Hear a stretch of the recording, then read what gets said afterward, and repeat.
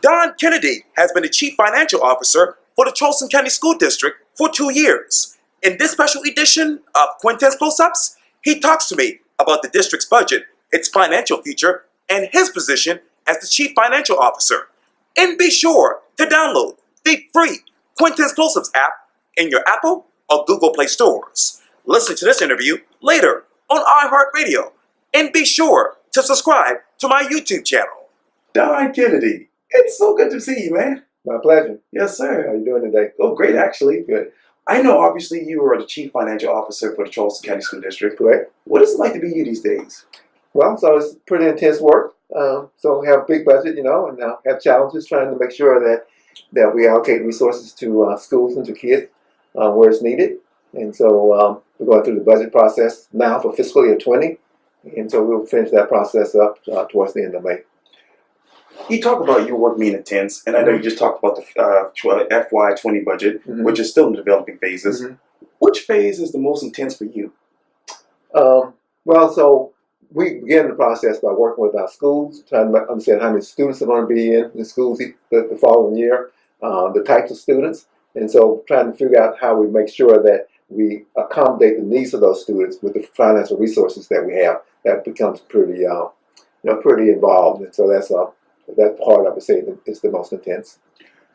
How many students have the Charleston County School District taken in so far, in your mind? So we have roughly 50,000 students. And for this year, how many have you gotten in there?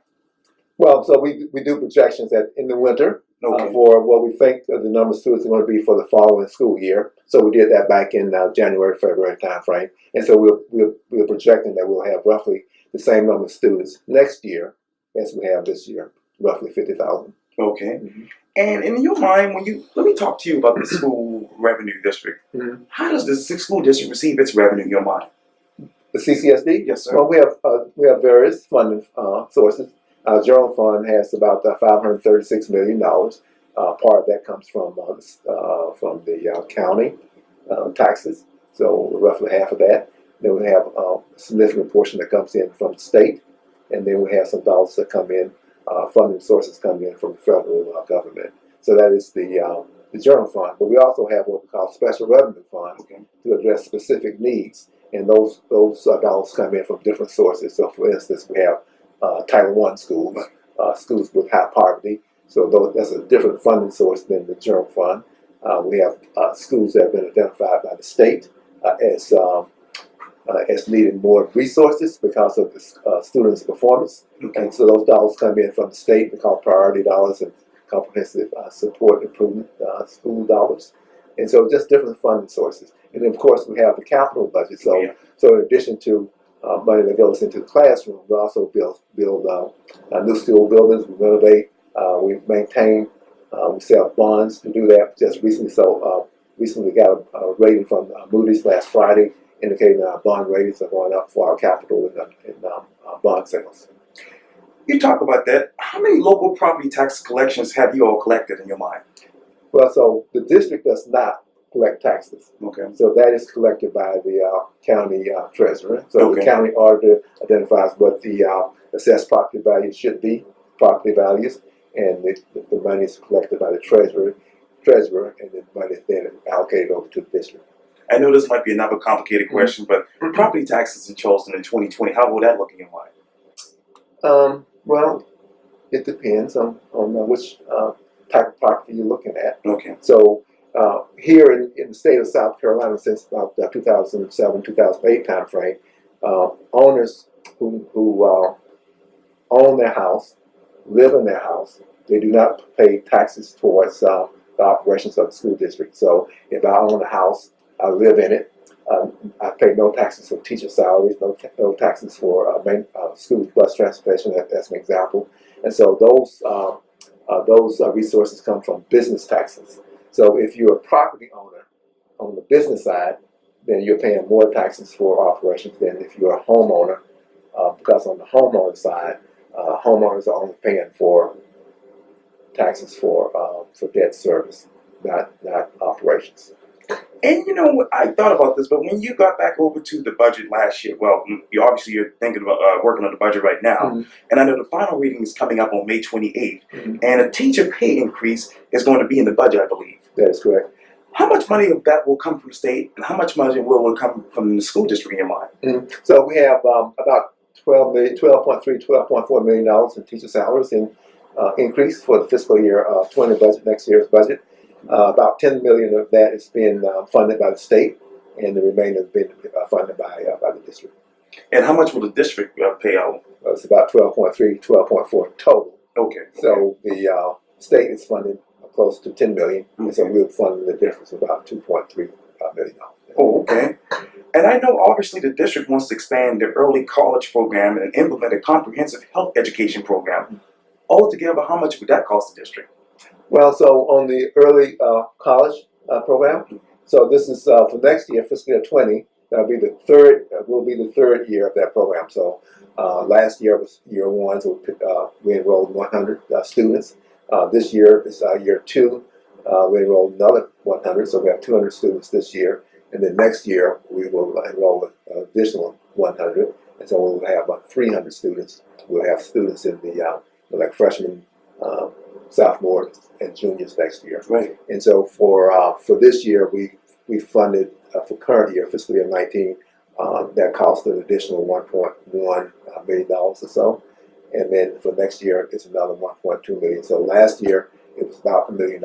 This year about 1.1, and then it goes up another $1 million. So as we get more students in, obviously we need to have more teachers and other resources. Now, you said that the school district really takes in 50,000 students, I guess, per year. Mm-hmm. How much does it cost per pupil in your mind?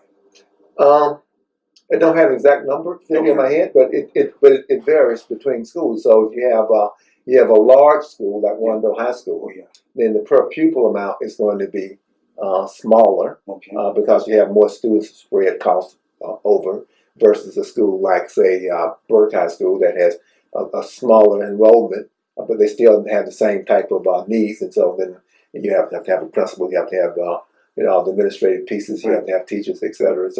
So the per pupil amount is higher. So I think the overall average of the per pupil across the district is under $10,000. But if you take a look at individual schools, then you will see some that significantly exceed that number, and then some that significantly come under that number. You talk about Burke High School and its enrollment, and I know that's declining in some people's mind. How much is that costing the district? How much money are you guys losing? Well, I wouldn't characterize it as we're losing money. We have where the student needs are. I don't know exact enrollment number at Burke, but so we're not losing money because of that. I think in terms of in some of our schools that have low enrollment, some of the students don't get the same opportunities, so they don't have the same programming as some of the schools with higher enrollment. So if you have a school with, let's say, 4,000, 3,000 students, then you can afford to have more programs for students versus a school with, say, 200 or 300 people, students.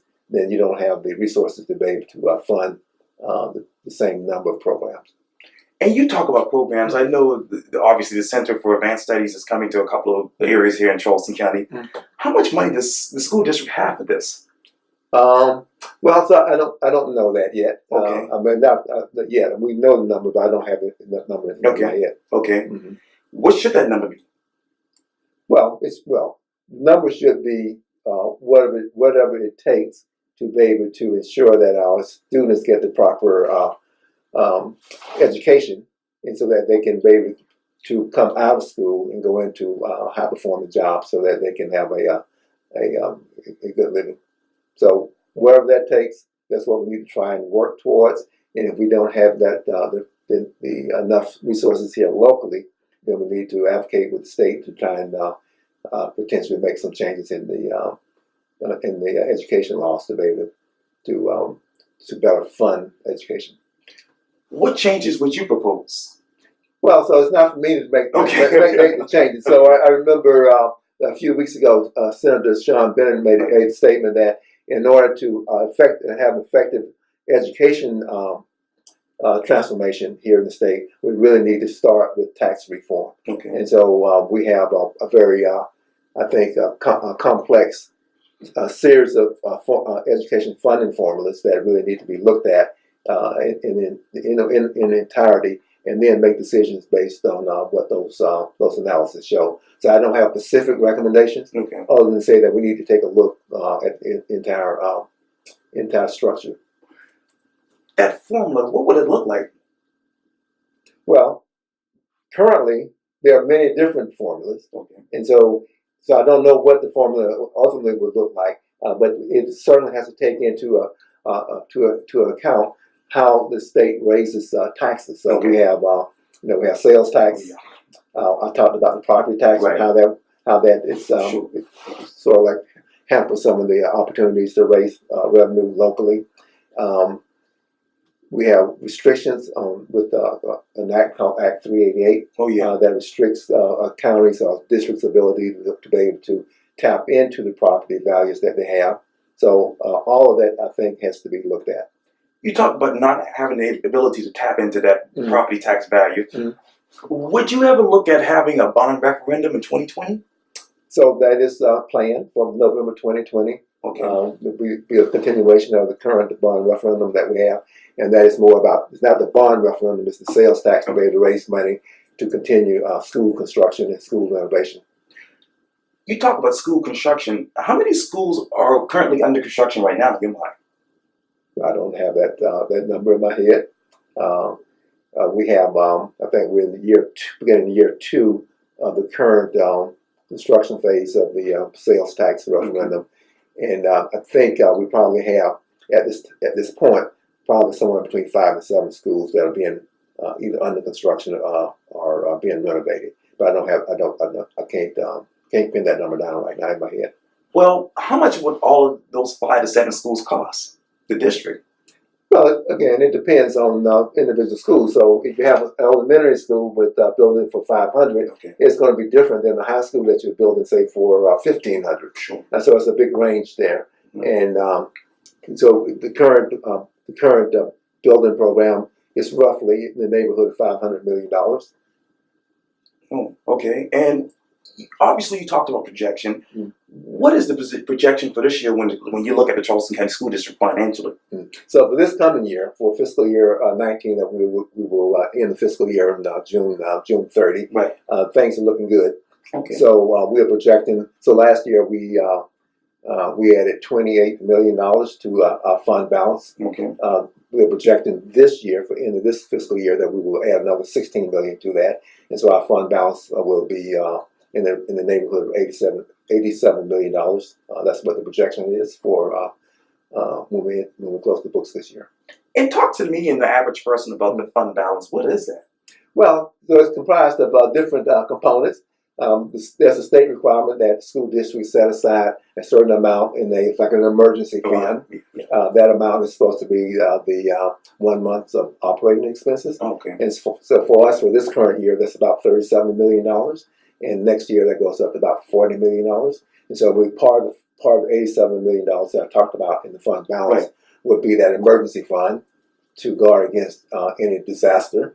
And so that's $40 million of the 47. And then you asked me about early college a few minutes ago. You asked me about teacher salary increases. So what we're doing now for proposing to the board is that we set aside money from this year's fund balance to fund those expenditures in fiscal year 21. So when we do the 4th year of early college, we'll have the money set aside for it. We're ready to do teacher salary increases for fiscal year 21. We'll have dollars set aside. And then you've heard of the mission critical action teams. So they're doing their work now. They will make their recommendations to the school board on June 24th. Some of those recommendations will entail initiatives that will have a cost factor. It will cost money. And so we're setting aside, recommending to the board that $5 million be set aside for the mission critical actions. So that $5 million also would be included in the $87 million fund balance. Are there any over expenditures this year in your mind? Or last year? So they are not. The reason why I can say that, because I indicated a minute ago that for last year, we added an additional $28 million to fund balance. The only way you can add additional money to the fund balance if your expenditures come in less than your revenues. Okay. And so we're projecting for this year that we're going to be under expenditures, going to be under revenues by $16 million. So we'll take that $16 million savings and put it into the fund balance. Okay. And obviously, when you think of the Charleston County School District, they always talk about the TIF. I know that was an issue many years ago. The what? The TIF. The what is it? The downtown TIF. Oh, the tax. Yes, sir. Right. Yeah. Any issues with that this year with you all, or do you hope to get any money from that? So not this year. So last year, I think fiscal year 18, the TIF that was on the Mount Pleasant Town Center. Right. Oh yeah. So that expired, and in fiscal year 18, so the district we picked up an additional $10 million. Okay. That we had been foregoing because of the TIF, and so we don't currently have any new TIFs that are on the books that we're going to participate in. Now, have in all of this, will property values decline or increase in your mind? Well, I think property taxes will be increasing again. It's not something that the district analyzes. It's analyzed by the county auditors, and we meet. The district finance team meets with the county auditor and his staff on a routine basis, regular basis, and so they inform us of what they think the property values are going to do. And so right now, there's some projections that the property values will continue to increase. And as you know, just a couple of days ago, the school district announced that Garrett's be closing, and obviously the Center for Advanced Studies will be taking over. Mm-hmm. How much would that cost the school district by just closing Garrett and reopening this? Well, I don't have those numbers at my fingertip. So I can't respond to that. Okay.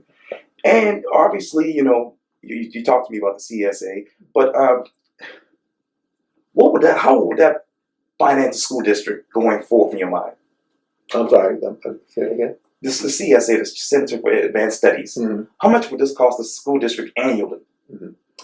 So we have whatever the number of students that we have that go into the CAS. If they weren't there, they would be in another environment, Okay. another school, Okay. and so they would still have their the teachers that they would need. And so simply, if a student is not in, let's say, West Ashley High School, but it's in CAS, then the resources that would have gone into West Ashley to support that student, those resources would go into the new CAS to hire teachers there. So I wouldn't say that's going to be significant. I would say it'll be an incremental increase in cost versus a massive change. I know obviously another issue is Stony Field. Mm-hmm. Where is the school district with this financially? Mm-hmm. So I'm not sure that I know the numbers on that one off the top of my head either. So I don't want, if I don't have the numbers with me in my mind, I don't want to sort of like lay out a number. Oh, no worries. And I know obviously the school district has at least 9 failing schools. Mm-hmm. Tell me, how much is that costing the school district? So the schools that you're referring to are the ones that the state have identified as priority schools and the comprehensive support improvement of schools. Yeah. And so when you talk about the cost of the district, so we get actually those are some of the schools that will get additional funding from the state. Okay. And so the state has recognized that there are additional needs in those schools, and therefore they're allocating additional resources to do that. So the loss is in terms of students currently not learning at grade level. And so what we're trying to do and what we're doing with the additional dollars that are coming in, developing plans to be able to make sure that we can support those students so that their academic gains can increase. And I know that you guys taking a lot of money here each year. Mm-hmm. What are some of the innovative ways you all are trying to save money here? Well, the intent is not to try and our intent is not to try and figure out how to save money. Our intent is we have revenue that comes in to support our students. So the intent then is to try and figure out the best ways to use the dollars that are coming in to support students. So that's the aim of education, to improve the academic needs, to address the academic needs of our students. The revenue comes in to support that, and so what's the best way to use those dollars? Let me go back to projections. How many of those have been successful under your leadership? When you say projections, are you talking about financial Yes, projections sir. or student enrollment Oh, projections? financial projections for you. Well, all of them have been successful under my leadership. We projected last year what we were going to end up with. I think this in the spring of last year we projected that we would have roughly a 24, maybe $25 million surplus that would go into fund balance. That ended up being $28 million. Okay. We're almost at the end of April, so we only have 2 more months in the school district. So most of our expenditures for the year have already been spent, and so we're projecting that we have $16 million next year to add, at the end of this year. And so this is only my second year here, so I would say both of them have been successful. Okay. What do you need to tell the school district, the school board that is right now, about the budget, the expenditures, the fund balance? What else? Well, so the school board voted, had the vote on the first reading of the budget was Monday night, this Monday night. And so I've been briefing the board for 2 months on what to expect in the budget. And so they approved that first reading of the budget. So I think they have the information that they need. Don Kennedy, thank you so much for your time. I really, really appreciate this. It's my pleasure. Yes. Thank you. All right. Thank you.